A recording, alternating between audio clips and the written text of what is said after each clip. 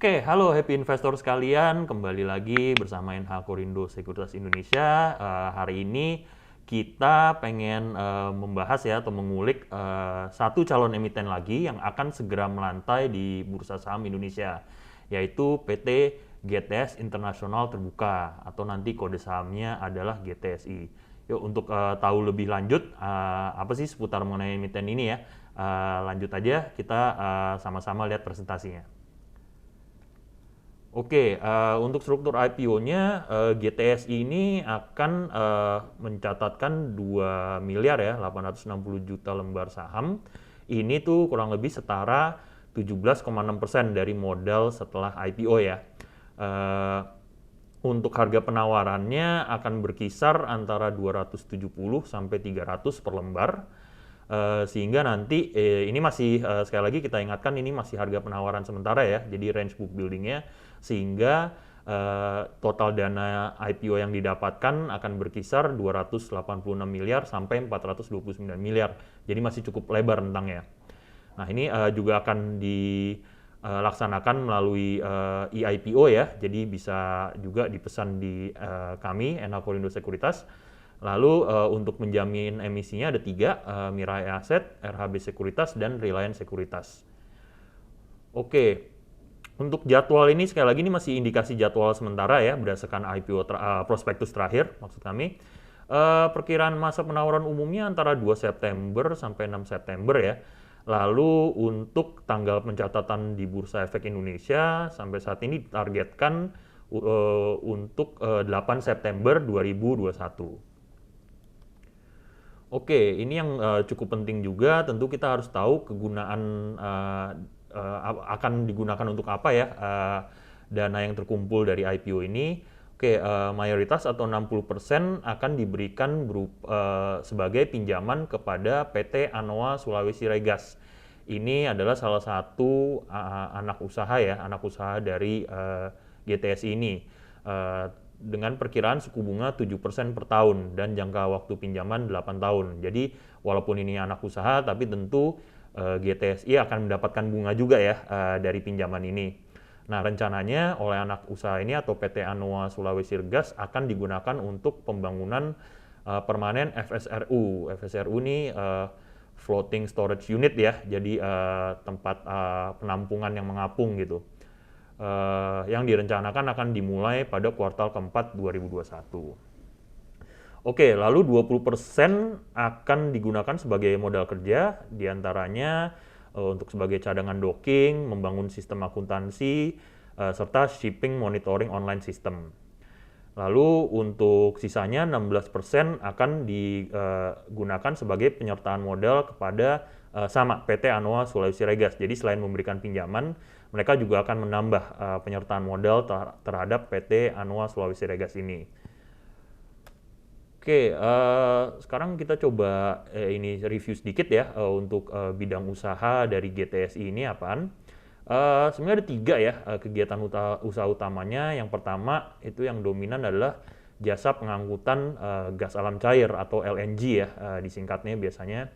Lalu kedua, jasa penyimpanan dan regasifikasi LNG. Jadi LNG itu kan gas alam cair, jadi lalu harus dikembalikan lagi dari cair, dikembalikan lagi menjadi gas ya. Itu namanya proses regasifikasi dan ini juga salah satu kegiatan usaha perseroan. Lalu yang terakhir adalah jasa manajemen kapal. Ini antara lain untuk awak, kabin gitu ya dan sebagainya. Nah kalau untuk armadanya sendiri, saat ini perseroan memiliki 3 ya, 3 kapal ya. Sebenarnya yang dioperasikan 5, tapi yang milik sendiri ini ada 3 ini, yaitu 2 LNG carrier dan 1 FSRU atau floating storage unit ya. Sedangkan yang 2 lainnya itu milik pihak ketiga. Oke, kurang lebih untuk ini ya sedikit business overview. Kita lihat untuk rantai supply LNG itu seperti apa sih. Jadi memang kalau di bidang pertambangan minyak gitu ya, ini kan minyak dan gas, ada upstream yaitu proses eksplorasi dan pencairan menjadi LNG, lalu proses midstream dan downstream. Kalau downstream itu udah pengguna akhir ya. Nah, perseroan ini banyak bermainnya di midstream, yaitu ya tadi jasa pengapalan, lalu proses penyimpanan gitu. Nah, untuk kontribusi pendapatannya sendiri berdasarkan segmen masih didominasi atau kurang lebih 97% ya dari jasa sewa kapal. Sedangkan tadi seperti jasa manajemen awak itu masih hanya sekitar 2,5%. Nah, keunggulan kompetitifnya apa aja sih dari GTSI ini? Oke, pertama perusahaan adalah bagian dari grup usaha Humpus ya atau HITS. Jadi mereka sudah punya rantai supply sendiri untuk LNG. Lalu yang menarik juga kontrak persewaan kapal ini biasanya jangka waktunya panjang sehingga memberikan kepastian arus kas. Jadi pendapatannya sudah diamankan lah untuk beberapa tahun ke depan.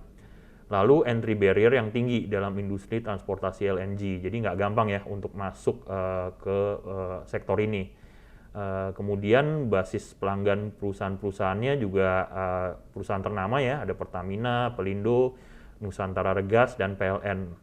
Sedangkan yang terakhir, peluang pertumbuhan yang positif dari implementasi asas kabotaj.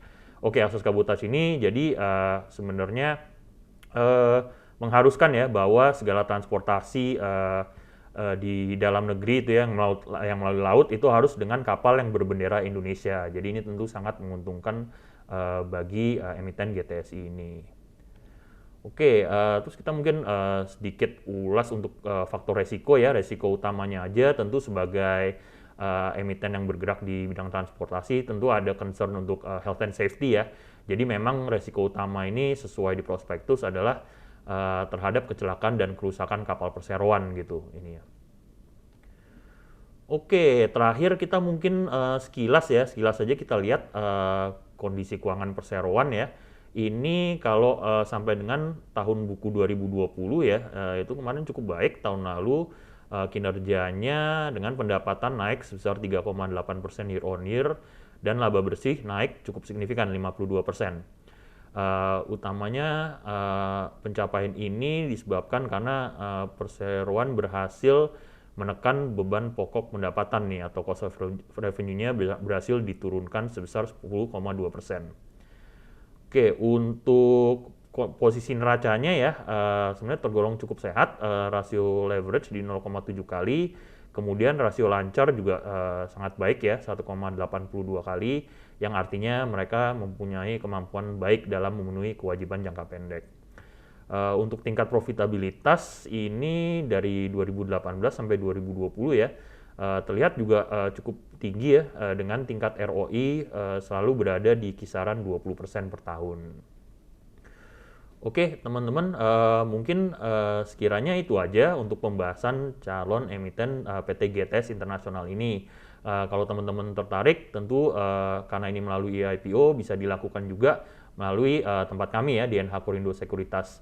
Oke, mungkin segitu aja untuk hari ini. Sekali lagi kami ucapkan selamat berinvestasi dan salam sehat selalu.